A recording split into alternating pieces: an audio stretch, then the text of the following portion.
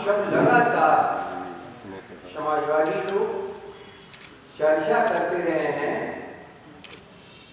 कि इस गणना को वैज्ञानिक ढंग से किया जाए और इस गणना का, जनगणना का एकमात्र कारण होता है कि देश में विभिन्न समुदाय, मनुष्य हो, जानवर हो, उसकी गरीबी हो, अशिक्षा हो, न्यूट्रिशन हो या जंगल हो, ये सारी चीजों की आंकड़े इकट्ठा करके देश की योजनाएं बनती, लगातार योजनाएं बनती रहे, लेकिन उस योजना का विस्तार जो सबसे निचली भारत की इकाई है, गांव के गरीब या नगरों में भी रहने वाले, फुटपाथ पर जीवन बिताने वाले, मेले चलाने वाले, देश के आदिवासी महिलाएं लोग, कभी भी इनकी कायदे से गणना नहीं होती है, इनके लिए भी कोई योजनाएं तरीके से बन सके।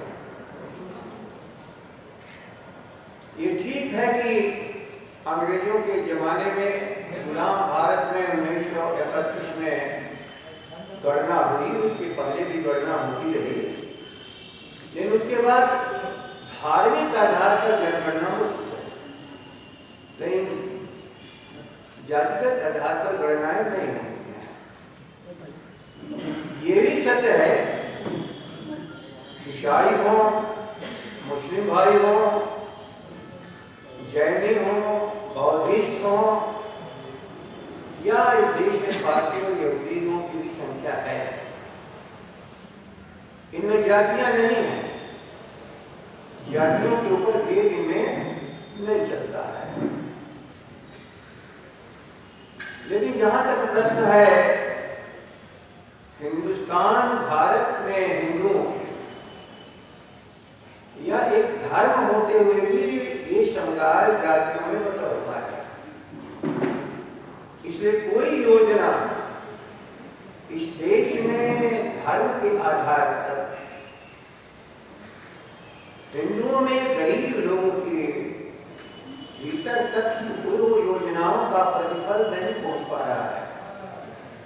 वर्षों से, कोई आज से नहीं, बल्कि समाजवादी आंदोलन की मूल धारणा रही है, और इस देश के विकास को निचली स्तर पर ले चलना हो तो समस्या के साथ साथ किन लोगों में समस्या है इसकी समझ होना आवश्यक है, क्योंकि एक समेकित समस्या में जातियों का जो समन्वय होना चाहिए वो नहीं हो पा रहा।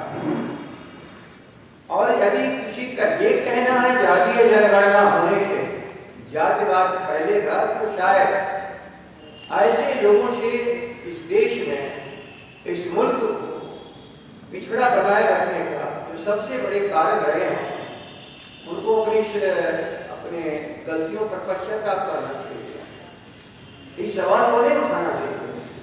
जाति पात बढ़ता नहीं है, जात पात है क्यों, इस सवाल का जवाब शायद वे नहीं दे सकते हैं जिनको धर्म का ठेकेदार माना जाता है। धर्म का ठेकेदार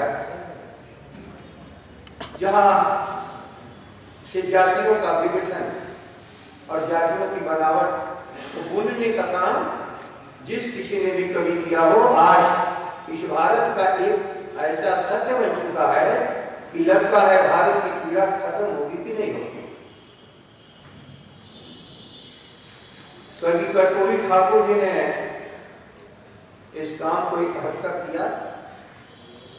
मंडल कमीशन ने पूरे देश के सामने इस दृश्य को रखा।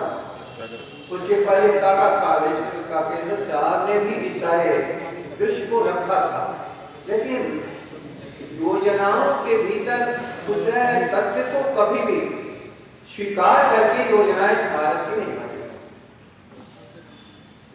कभी भी समाजवादी लोग जात पात बढ़ाने के लिए जातीय गणना की बात नहीं करते, क्योंकि कुछ सवाल ऐसे हैं जिसका कोई उत्तर नहीं दे पा रहा है। पशुओं की गणना क्यों होती है? साइकिल की गणना क्यों होती है?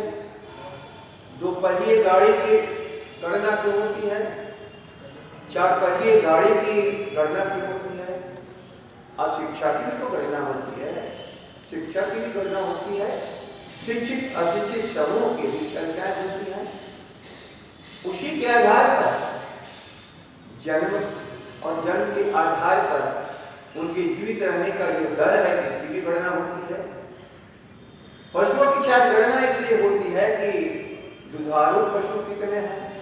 इस भारत के लोगों को न्यूट्रिशंस के लिए दूध एक आवश्यक चीज है, प्रोटीन उनको चाहिए। ये सारी चीजें चर्चा होती हैं, लेकिन क्या ये चर्चा नहीं होना चाहिए कि जिसके पास कुछ भी नहीं है उन्हें पहले सहयोग किया जाए? लोकसभा के भीतर जब हम लोग भी थे, लालू जी के नेतृत्व में और पूरे विपक्ष ही नहीं पक्ष सभी लोगों ने एक स्वर से कहा था कि जातीय गणना हो। थोड़ी सी एक समस्या होती थी, जातीय गणना जब बात उठ रही थी, शुरुआत में बात नहीं माना गया, लेकिन फिर गणना हुई। आर्थिक, सामाजिक पिछड़ापन, ये सारी जनगणना के आधार बना करके हुई, लेकिन उसे गलत मान करके या सही है या गलत कभी देश के सामने उसको प्रस्तुत नहीं किया गया। इसलिए हम किसी सरकार को ऐसी जगह पर उसको परेशानी खड़ा करने के लिए मांग नहीं करते हैं। और जहां तक रहा है बिहार का, राबड़ी जी हो, लालू जी हो, इस गणना की बात होती रही और अभी वर्तमान मुख्यमंत्री सम्मानित श्री नीतीश कुमार जी दो बार विधानसभा में इस प्रस्ताव को सर्वसम्मति से स्वीकार करके भारत सरकार के सामने प्रस्तुत किया गया। भारत सरकार आनाकानी के बाद श्रीमान नीतीश कुमार जी ने कहा कि तेजस्वी जी के कथनानुसार उनके पत्र के आधार पर सारे विपक्ष को लेकर के मैं दिल्ली आया। भारत की सरकार के सामने कहा जनगणना होनी चाहिए, ये बिहार की इच्छा है, किसी दल विशेष की नहीं, पूरे बिहार की इच्छा है। भारत सरकार ने नहीं माना, लेकिन स्वीकृति हर राज्यों को क्या करा लीजिए। अब इस पर आनाकानी हम लोग लगातार देख रहे हैं, इसलिए आप लोग के सामने हम लोग आना पड़ा। कल भी एक सवाल आप लोगों में से कोई कर रहा था, जिसका संक्षेप में मैंने जवाब दिया, लेकिन ये बिहार का, देश का ज्वलंत मुद्दा किसी के दबाने से दबने वाला नहीं है। सम्मानित मुख्यमंत्री जी अपने वचन पर दृढ़ रहिए। हम लोग वचनबद्ध हैं। इस मुद्दे पर सर्वसम्मति है बिहार की विधानसभा की, और किसी भी हालत में इस काम के लिए आप आगे बढ़िएगा तो किसी भी संकट का सामना करने में राष्ट्रीय जनता दल प्रतिपक्ष के नेता तेजस्वी जी के नेतृत्व में आपके साथ खड़ा है पूरा महागठबंधन, क्योंकि महागठबंधन की तरफ से लगातार मांग आ रही है और भारत के सभी दलों की तरफ से ये मांग है। संयोगवश जिन कारणों से जनगणना की भी शुरुआत नहीं हो पाई, इसलिए जनगणना तो पूरे देश के आधार पर होना ही चाहिए। लेकिन भारत की सरकार के सामने क्या अड़चन है वो जाने। डबल इंजन है, एक इंजन बिहार में है, आप एक मोदी के हैं दिल्ली में, हम लोग से कोई संपर्क नहीं है, लेकिन बिहार का सर्वसम्मति प्रस्ताव से यदि आप अलग जाएंगे तो ये पूरे बिहार के साथ कभी एक पत्रकार बंधु करके रहे थे, सभी दल तैयार है लेकिन भारतीय जनता पार्टी तैयार नहीं है। मैं आज कह रहा हूं, दोहरा रहा हूं, भारतीय जनता पार्टी बिहार की सरकार का अंग ही नहीं है, बल्कि एक सशक्त दल है और सबसे बड़ा दल है। जो 4 दलों का मिली जुली सरकार है उसमें सबसे बड़ा दल है। तो सरकार का हिस्सा है और सरकार मुख्यमंत्री कहलाता है और बाकी लोग मंत्रिपरिषद के सदस्य सलाहकार होते हैं। मैं तकनीकी बात कर रहा हूं।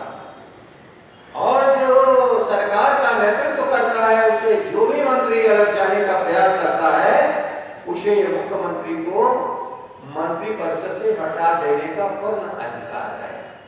नीतीश जी, जो आपकी सलाह, जो आपके इस नेतृत्व जिसका आप कर रहे हैं, जो आपकी इस नीति का समर्थन नहीं कर रहा है, विधानसभा के दिए हुए आदेश निर्देश को नहीं मान रहा है, आप उनको हटाइए। आप जरा भी तुम संकोच मत करिए। इस बिंदु पर राष्ट्रीय जनता दल तेजस्वी जी के तरफ से जो निर्देश है मैं आप सबों के सामने, बिहार की जनता के सामने रख रहा हूं। राष्ट्रीय जनता दल बहुत कुछ भूल करके भी इस बिंदु पर जब आप आगे बढ़ेंगे तो आप अपने को अकेला महसूस नहीं करेंगे। विधानसभा का सबसे बड़ा सशक्त दल और महागठबंधन समर्थन करेगा आपका इस बिंदु पर कि जातीय जनगणना का आधार इस बिहार में कायम करके ही गणना हो। और जनगणना केवल अंकों का खेल नहीं है, समस्याओं की तलाश है।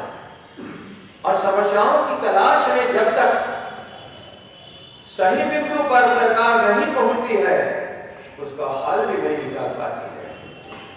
इसलिए केवल मांग के लिए हम लोग मांग नहीं कर रहे हैं। इस बिहार को आगे बढ़ाने के लिए, सर्वांगीण विकास के लिए, पीछे छूटे हुए लोगों के लिए, अनाथ लोगों के लिए, विवश लोगों के लिए, जो सदियों से अपने जीवन को असहायता में गुजार रहे हैं, सरकार का कैसे संबल उनको मिले, इसके आधार पर जातीय जनगणना हो और जातीय जनगणना के आधार पर जो कमजोर वर्ग पीछे छूटा हुआ है हर मामले में उसको आगे ले जाने के लिए नीतियां बने। इसी काम के लिए मैं आप लोगों को कष्ट दिया था कि नीतीश जी घबराइए मत, हम लोग सार्वजनिक रूप से, आप कभी कभी पलट जाते हैं लेकिन हम लोग सार्वजनिक रूप से कहते हैं कि हम लोग अपने स्टैंड पर कायम है कि यदि आप जातीय जनगणना कराइएगा तो राष्ट्रीय जनता दल समग्र समर्थन आपको करेगा। एक सवाल है जातीय जनगणना पर उपेंद्र कुशवाहा ने कहा है कि केंद्र सरकार इस तरीके से साजिश कर रही है कि इस नॉर्मल सेंसस को भी डिले कर दिया जाए जो कि 2010 साल के बाद होगा। तो इसमें उन्होंने साजिश बताया है केंद्र सरकार को। सर नहीं, क्या आपका सवाल है? सवाल है उपेंद्र कुशवाहा ने 2 दिन पहले कहा है कि केंद्र सरकार इस तरीके से साजिश कर रही है कि आम जनगणना जो होती है उसको डिले करा दिया जाए, कोरोना का हवाला देकर 10 साल आगे बढ़ा दिया जाए, और उसको साजिश कह रही है कि हम लोग इसका विरोध करेंगे। आप और उनके सुर मिल रहे हैं तो आखिर आप लोग मिल क्यों नहीं जा रहे? देखिए, आपके सवाल ये सब सारी चीजों में मैं आपसे कहा हूँ, एक और बात मैं बता दे रहा हूँ कि विशेष राज्य की दर्जा हम लोग की मांग रही है और विशेष राज्य के दर्जे पर भी हम लोग आपके साथ हैं। अब भारतीय जनता पार्टी सार्वजनिक रूप से कह रही है कि विशेष राज्य का दर्जा की आवश्यकता है। खैर वो उनका अंदरूनी बहस है, हम लोग उसमें नहीं जाना चाहते हैं। लेकिन इस विशेष राज्य के दर्जे पर जिसमें प्रतिनिधिमंडल श्रीमती राबड़ी देवी जी का नेतृत्व में बिहार की सरकार गई थी मिलने और उन्होंने सार्वजनिक रूप से प्रधानमंत्री से भी मांग की। इन 2 बिंदुओं पर भारतीय जनता पार्टी के दबाव में आकर के आप कोई भी क्षमा बिहार की जनता से मांगना चाहिएगा तो नहीं मिलेगा। अब पता नहीं आपके डीएनए टेस्ट वाले मामले में क्या आया, हम नहीं जानते, जिनके चलते आपका विश्वास नहीं है। बिहार की जनता का डीएनए टेस्ट किसी की करने की हैसियत इस देश में नहीं है और बिहार की जनता का डीएनए टेस्ट आजादी की लड़ाई से लेकर आजादी के बाद उसकी लड़ाई हो या अन्य लड़ाइयों में टेस्ट हो चुका है कि बिहार जब एक बार इंकार करता है तो भारत की हुकूमत को बदल देता है। इसलिए आप बिहार की जनता पर भरोसा करिए। कौन डीएनए टेस्ट करता है, कौन यहाँ के राज्य को आगे बढ़ने में बाधा पहुंचाता है, कौन जनगणना में बाधा पहुंचाता है, यदि आप उनके साथ रह करके इन